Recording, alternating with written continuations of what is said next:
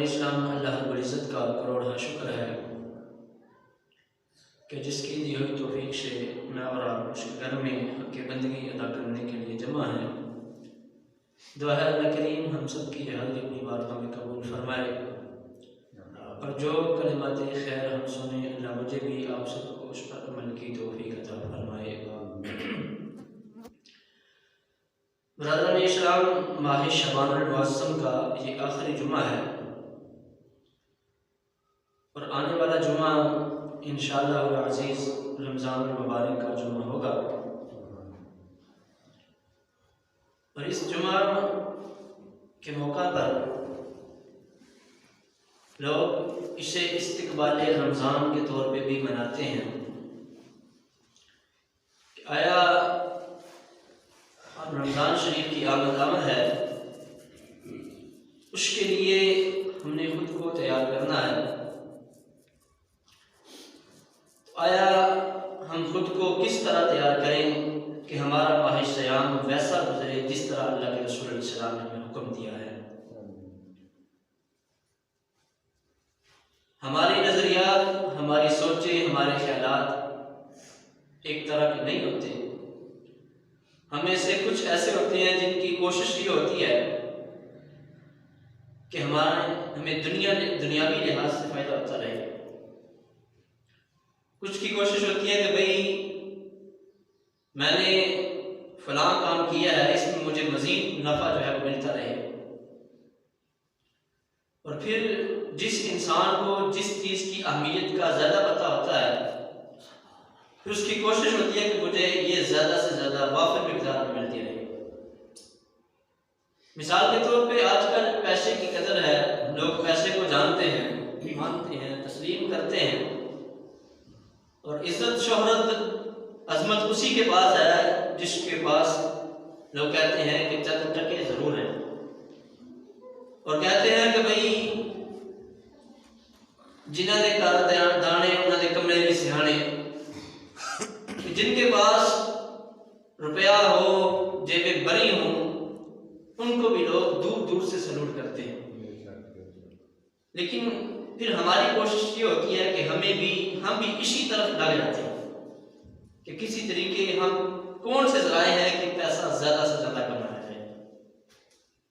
लेकिन कुछ लोग ऐसे भी हैं कि जो दीन के साथ मोहब्बत करते हैं, दीन के साथ प्यार करते हैं, जो चाहते हैं कि भाई हमारा उठन बैठन भी दीन के साथ हो, हमारा शब रोज़ दीन के साथ गुजरे, हम कोई काम करें तो उसमें दीनी राय ज़रूर हो। वो फिर दीन के हरीश होते हैं, उनकी कोशिश होती है कि मैं दीन में कैसे आगे निकलूँगा। उलमा फरमाते हैं ऐसे लोगों के जो सोचे हैं, जो ख्यालात हैं, वो बड़े अच्छे हैं। अल्लाह यही सोच इंसानों के अंदर जब वो पैदा करना चाहता है, अल्लाह चाहता है मेरे बंदों के अंदर ये सोच आए, वो दीन के अंदर राग़िब हो। और ऐसे लोगों के लिए रमज़ान शरीफ का महीना फसले बहार की तरह है, मौसम बहार की तरह है कि जो लोग नेक होना चाहते हैं, दीन की तरफ आना चाहते हैं, उनके लिए दीन मौसम रमज़ान जो है, माह सियाम जो है, ये एक बेहतरीन ज़रिया है। इसकी दो वजूहात हैं। पहली वजह तो ये है कि बाकी जो आयाम है, ये दिन है, 11 माह हैं, इनमें क्या होता है, शयातीन भी खुले होते हैं और हमारा अपना नफ्स जो हमारा दुश्मन है वो भी हमें बुराई की तरफ लेके जा रहा होता है। यानी डेली हमें दो दुश्मनों का सामना करना पड़ता है और दोनों हमारे असली दुश्मन हैं और दोनों ने ये अल्लाह से वादा किया है कि हम हमेशा इंसान को बुरी राह की तरफ लेके जाएंगे। अब माह सियाम जब आता है तो एक दुश्मन जिसको शयातीन कहा जाता है, अल्लाह इसको जकड़ कर जंजीरों से बांध देता है।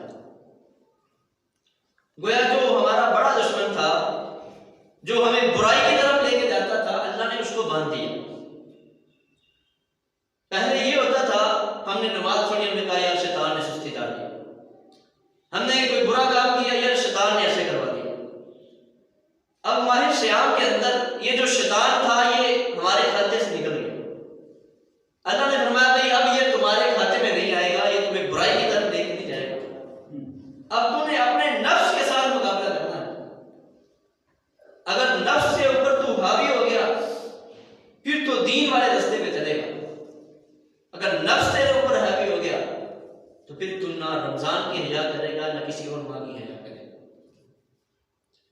तो मेरे प्यारे अजीज दोस्तों, जिनका ज़हन हो खुद को बदलने का, खुद को तब्दील करने का, यार सारी जिंदगी गुजर गई है, अब अल्लाह ने तौफीक दी है तो चंद लम्हे चंद दिन उसकी बारगाह में से रेजी में गुजार लें। जो कोशिश करता है अल्लाह उसको ले आता है। कुरान में भी अल्लाह कहता है लैसा लिल इंसानी इल्ला मा सआ। लेकिन हम इस आयत को दुनियावी तौर पे ले लेते हैं, वो भी है, लेकिन इसको दीनी तौर पर भी ले। कुरान असल में इंसान को दीन से जोड़ना चाहता है। हम कहते हैं भाई इंसान के लिए वही है जिसकी वो कोशिश करता है। अब मिसाल के तौर पे हम कोशिश करते हैं कि भाई हमने फला काम करना है तो उसमें हम मेहनत शुरू कर देते। हमने घर बनाना है तो पहले से प्लानिंग शुरू कर देते। हमने पहले से जमा पूरी शुरू करना इकट्ठी करना शुरू कर देते। हमारी कोशिश होती है कि भाई हम ईंटें पहले से उठा लें, सरिया जमा कर दें, सीमेंट जमा कर दें, ताकि कल को जब हम मकान बनाए तो हमारे लिए आसानी हो। यानी कोई भी काम हो तो उसके लिए हम प्री प्लान करते हैं। हमारी प्लानिंग होती है कि भाई ये हमने काम करना है तो इस जब हम शुरू करें तो इसमें हमें कोई रुकावट ना हो। ये दुनियावी तौर पर हमारी बड़ी प्लानिंग होती है, लेकिन उलमा फरमाते हैं जिस तरह हम दुनियावी लेवल पे प्लानिंग करते हैं इस तरह हमारे दीनी लेवल पे भी हो। हमारी कुछ प्लानिंग दीन के लिहाज से भी हो कि हम खुद को दीन की जानिब कैसे लेकर आते हैं। क्या आया कि हम दीन के साथ जुड़ना भी चाहते हैं या नहीं चाहते। लेकिन अगर इस पैराए पे सोचा जाए यार मैं दीन के साथ जुड़ना चाहता हूं या नहीं चाहता, तो फिर हमारी सोच जो है वो डगमगा जाती है। कहते हैं यार दीन के तरफ आएंगे ये मुश्किल काम है, लेकिन याद रखें अगर मुश्किल है तो इससे आसान काम भी कोई नहीं। दीन के ऊपर चलना सबसे आसान तरीन काम है। उलमा यहां बड़ी प्यारी मिसाल देते हैं, फरमाते हैं कि करबला के मैदान में सबसे मुश्किल तरीन काम था उस वक्त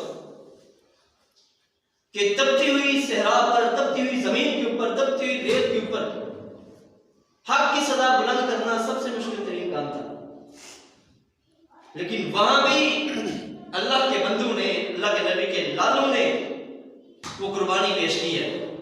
उन्होंने कहा भाई हम दीन के ऊपर चलेंगे चाहे हमारा सारे का सारा कुम्मत जो वो शहीद हो जाए।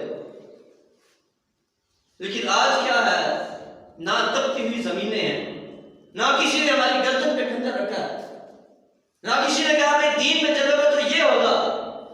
किसी ने हम पे सख्ती नहीं की है। माहौल हर तरह से हमें फैसिलिटेट करता है, हर तरह की सहूलियात हमें देता है, लेकिन फिर भी हमारी कोशिश यही है कि यार दीन साइड पे ही रहे।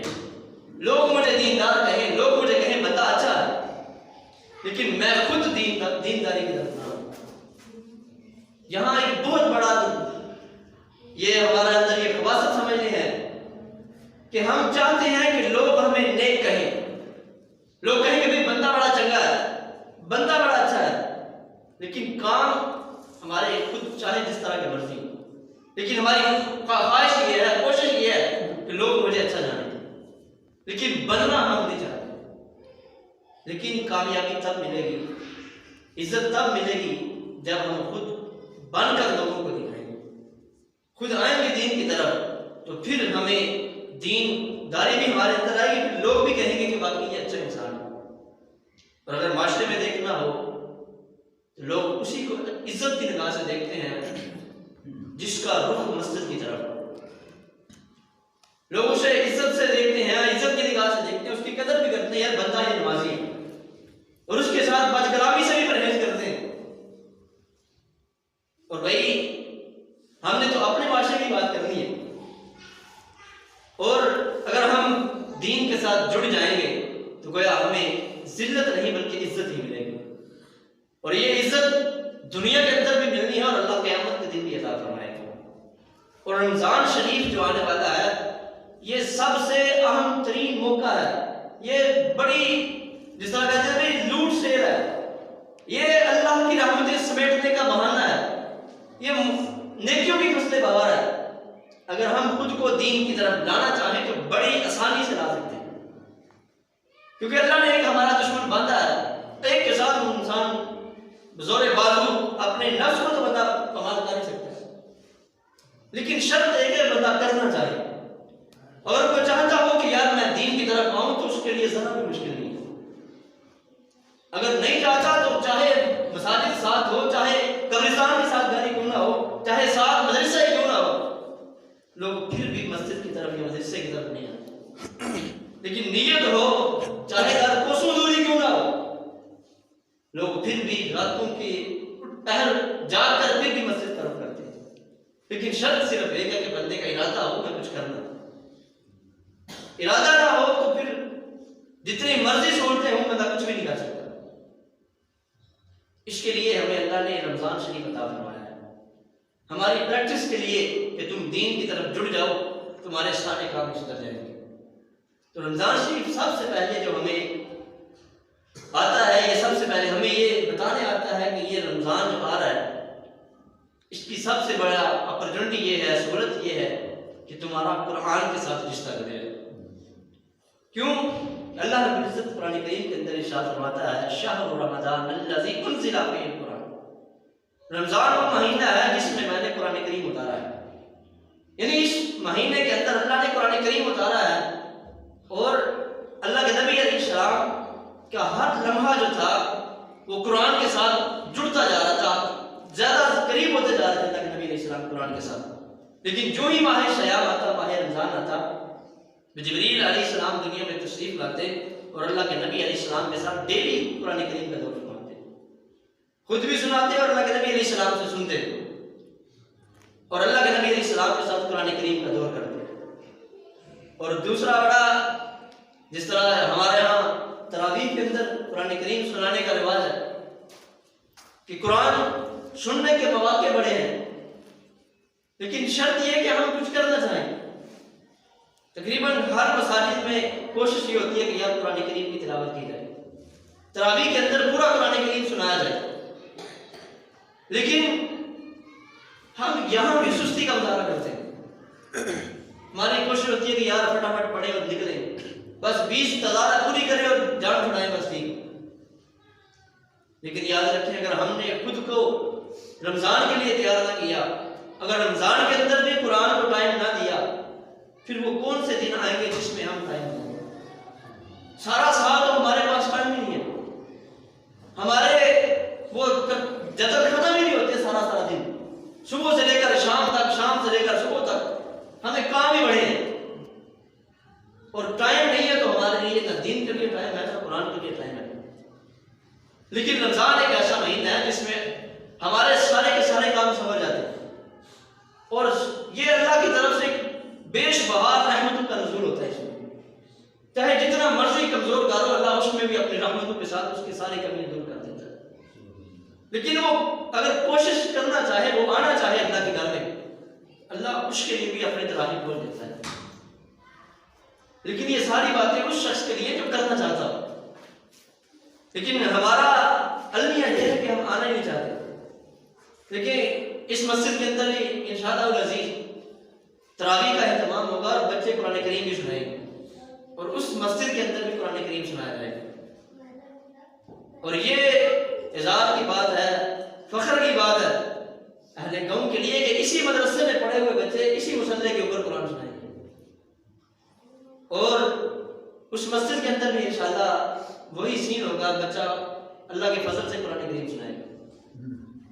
तो बच्चे तो तब सुनाएंगे जब पीछे सुनने वाले होंगे, जब उसकी हौसला अफजाई होगी, बच्चे को लोग तकीद देंगे, भाई वाह बच्चे तूने कमाल किया, तूने मेहनत की, आज उसका तुम्हें अल्लाह से कभी जरूर अता फरमाए।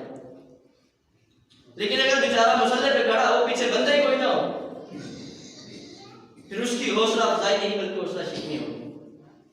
और आज मसाजिद के अंदर इसी वजह से रश कम होता जा रहा है कि हमारी कोशिश होती है कि हम हर किसी का नेगेटिव पहलू दें। हमारी कोशिश होती है कि नुक्ताचीनी करें कि बस बंदा आया है इसमें फलां फलां ऐप है, उसमें हम ऐप बनाना शुरू कर देते हैं। लेकिन कोशिश याद रखें, बंदा आएगा तो सुधर जाएगा। जब हम पहले दिन ही आया, उसकी पहले ही हमने इतनी नुक्ताचीनी कर दी, इतने ऐप उसमें से निकाल दिए, वो बेचारा कहेगा भाई आज आया हूं, आज के बाद मैं नहीं हूं। लेकिन अगर उसमें ऐप देख रहे हैं, कोई खामियां देख रहे हैं, तो कोशिश करें वो प्यार मोहब्बत से समझाने की। लेकिन हमारी खुद की तरबियत नहीं होती, हम दूसरों की कैसे करें। और ये भी अर्निया है कि हम किसी पे छोड़ते भी नहीं है। मिसाल के तौर पे हम कहते थे कि हो सकता है कारी साहब इसको समझा दें, लेकिन कारी साहब तक भी आने नहीं देते, वो पीछे से उसको वार करते हैं। बस वो बेचारा कहता है भाई आज आ गया, बस आज के बाद नहीं। लेकिन कोशिश करें, अगर गलत काम होता देखें, किसी को खिलाफ शरीयत काम करता देखें, तो खुद पे सब्र का मुजाहरा भी करें।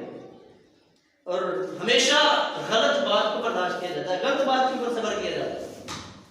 अच्छी बातें तो सारे बर्दाश्त कर देते हैं, लोगों के सामने उनकी तारीफें की जाए, वो बड़े खुश होंगे। लेकिन किसी की खामी निकाली जाए तो उसके दिल जलेगा अंदर से, वो कहेगा कि यार मेरे सामने मेरे याद बयान किया जा रहा है। लेकिन अगर खुदा ना खास्ता किसी के अंदर कोई गलती हो, मिस्टेक हो, उसको प्यार मोहब्बत से सुलझाएं। और अक्सर रमजान शरीफ के अंदर ऐसा होता है कि बच्चे शरारतें भी करते हैं, बड़े भी कर जाते हैं, और हम सब के सामने उसको डांटना शुरू कर देते हैं।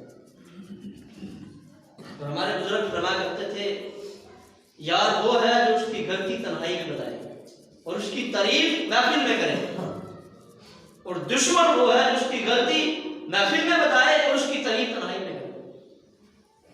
अकेले तो कह रहे यार तू बड़ा अच्छा है, तू बड़ा चंगा है, लेकिन जब इकट्ठे जी बैठे हो, तो दोस्त इकट्ठे बैठे हो, तो वहां उसकी जो है इंसल्ट कर दी जाए। और याद रखें, फिर वो रिश्ता कायम नहीं रहता। अगर ये जितना मर्जी सगा हो, जब उसकी महफिल में, परिया में, पंचायत में बेइज्जती करेंगे, तो कभी भी वो बेइज्जती भूलेगा नहीं। अगर पंचायत में बैठकर उसकी हौसला अफजाई कर देंगे, बाद में कह देंगे यार तुमने ये फलां काम गलत किया था, इस तरह होता तो ठीक था, उसके जहन में भी बात आएगी कि भाई इसने पंचायत ने मेरी इज्जत रखी है और मुझे तन्हाई में आके मेरी गलती बताई, फिर वो उस पर अमल भी करेगा। लेकिन हमने अगर पंचायत में उसको तबाह किया, उसको जलील किया, रुसवा किया, तो तन्हाई में तो वो हमें अपने नेड़े भी लगने नहीं देगा। वो कहेगा भाई तू जहां है बस बैठा रहो, मैं गलत हूं, बस ठीक है। फिर इंसान के अंदर अपनी अनानियत, वो खुद की जो खुद परस्ती होती है, वो जाग जाती है, तो फिर गलत चीज को बर्दाश्त नहीं करता।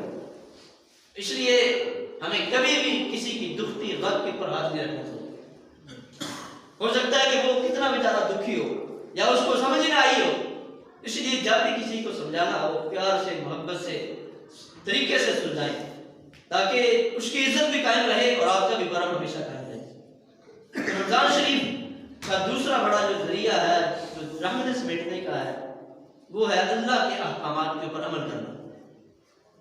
मिसाल के तौर पे हम रोजा रखते हैं, तो किचन में भी हमारे काफी चक्कर लगते हैं, हम ट्यूबलों पे, मोटरों पे भी नहाते हैं, और कभी वो स्विमिंग पूल में भी जाके हम नहाते हैं।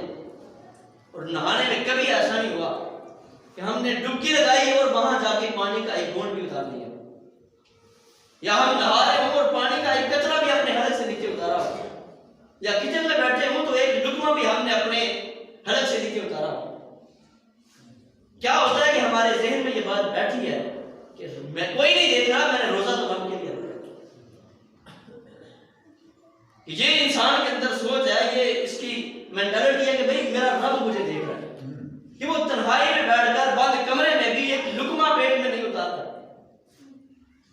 लेकिन उलमा फरमाते हैं अल्लाह के अहकामात के ऊपर अमल करने का ये बेहतरीन जरिया है कि जहां हमें रोजा सिखा रहा है कि भाई तन्हाई में भी कुछ नहीं खाना, खाओगे तो जो तुम्हें रमजान रोजे का सिला वो नहीं मिलेगा। और वहां हमें यह भी सिखाता है कि भाई जिस तरह रब रमजान में देख रहा होता है, वो तुम पानी के अंदर डुबकी लगाओ फिर भी देख रहा होता है, तुम बंद कमरे में हो फिर भी देख रहा होता है। तो बाकी अयाम में जब हम डंडी मार रहे होते हैं, बाकी अय्याम में जब हम अल्लाह के हुकूक की नाफरमानी कर रहे होते हैं, नाफरमानी कर रहे होते हैं, अल्लाह तब भी हमें जो है देख रहा होता है। इसलिए माह सयाम जो है वो अल्लाह के अहकामात के ऊपर अमल करने का बेहतरीन जरिया है। और इसकी बेहतरीन जरिया क्या है कि जब हम कुरान को पढ़ते हैं, सुनते हैं, समझते हैं, तो हम कोशिश ये करें खुद कुरान सीखें। अब हमारी जो मेजॉरिटी है, जो ज्यादातर लोग हैं, उनमें ऐसे हैं जिनको कुरान पढ़ना भी नहीं आता, और अगर पढ़ते हैं तो सारे के सारे गलत पढ़ते हैं। हजरत मुफ्ती अमजद अली आजमी साहब रहमतुल्लाहि तआला अलैह आज से 100 साल पुराने बुजुर्ग हैं। उस वक्त उन्होंने फतवा दिया था कि जो लोग गलत कुरान पढ़ते हैं तो अपनी नमाजें दोहराया करें। यानी वो कहते थे कुरान गलत पढ़ने से नमाज नहीं होती। तो हम देखें, हम अगर पढ़ रहे हैं तो आया हमारा कुरान सही भी है या नहीं है, और हमने पढ़ा किससे है? वो पुरानी माई से पढ़ा, किसी बाबे से पढ़ा, जिस बेचारे को खुद भी सही तरह से नहीं आता। तो मेरे प्यारे अजीज दोस्तों, कोशिश करें कुरान को सही तलफ्फुज़ के साथ अदा करें।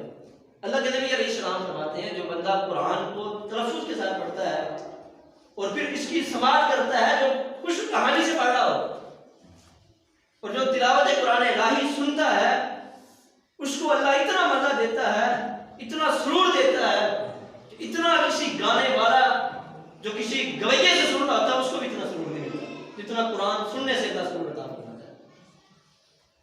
और इसकी चाशनी इतनी है, अल्लाह के नबी अलैहिस्सलाम की हदीस पाक फरमाते हैं, ग़ज़वा ज़ातुल रिक़ा से हम वापसी पे तशरीफ ला रहे थे। हज़रत अनस रज़ियल्लाहु तआला अन्हु फरमाते हैं कि अल्लाह के नबी अलैहिस्सलाम ने फरमाया, आज कौन है जो रात का पहरा देगा? फरमाया आज ग़ज़वा से वापसी तशरीफ ला रहे थे, फरमाया कोई शख्स ऐसा है जो रात की ड्यूटी करे, जो पहरा दे। दो सहाबी रसूल खड़े हुए, एक मुहाजिरी सहाबी खड़ा हुआ, एक अंसारी खड़ा हुआ, और दोनों ने कहा, या रसूल अल्लाह, हम आज सारी रात पहरा देंगे।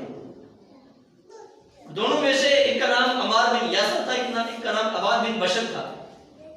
अब दोनों ने मिलकर ये कह लिया कि यार आधी रात मैं जागूंगा और आधी रात तुम जाग लेना। हज़रत अबाद बिन बशर रज़ियल्लाहु तआला अन्हु रात के पहले पहर इन्हें ड्यूटी का फरीज़ा सर अंजाम देना था। फरमाते हैं, मैंने सबको सुला दिया, खुद मैं मुसल्ले के ऊपर खड़ा हुआ और मैंने कुरान करीम की तिलावत शुरू कर दी। जब कुरान पढ़ रहे थे, फरमाया एक शख्स आया, हमारा दुश्मन आया, उसने जब खड़ा मुझे देखा और मुझ पर तीर मारा। एक तीर मारा, दो मारे, तीन मारे, चार मारे, लेकिन जब 4 तीर मारे तो उसके बाद फरमाते मैंने अपने साथी को जगाया कि भाई उठो, अब तुम्हारी ड्यूटी का वक्त हो गया। फरमाते जब अम्मार बिन यासर ने मुझे देखा और फरमाया कि भाई तुम्हें 4 तीर लगे हैं, पहले तीर में तुमने मुझे क्यों नहीं जगाया? और जब फरमाते मैंने अपने दोस्त को जगाया तो दुश्मन जो था वो भाग गया। उसे पता चल गया कि भाई अब इसके साथी उठ खड़े हुए, अब ये मुझे खत्म कर देंगे। हज़रत अबाद बिन बशर रज़ियल्लाहु तआला अन्हु फरमाते हैं कि मैं कुरान पढ़ रहा था और सूरह कहफ की तिलावत कर रहा था। मेरा दिल नहीं चाह रहा था कि इस सूरत को मैं रास्ते में ही खत्म कर दूं, कि मैं इसको पूरा पढ़ के ही फिर रुकू करूंगा। तो जो कुरान को सही तलफ्फुज़ के साथ पढ़ते हैं, जो चाशनी के साथ पढ़ते हैं, मीठी ज़बान के साथ पढ़ते हैं, फिर अल्लाह उनके अपनी रहमतों का नुज़ूल भी फरमाता है। इसीलिए अल्लाह ने फरमाया ना, इन्नल लज़ीना क़ालू रब्बुनाल्लाह सुम्मा इस्तक़ामू ततनज़्ज़लु अलैहिमुल मलाइका। जब जिससे कह दिया भाई हम अल्लाह पर ईमान लाए, फिर उस पर डट गए, अल्लाह फिर अपनी रहमतों के फरिश्ते उतारता है। तो कुरान भी एक ऐसी चीज है, जब बंदा पढ़ता है अल्लाह की रहमतें इंसान को देती हैं।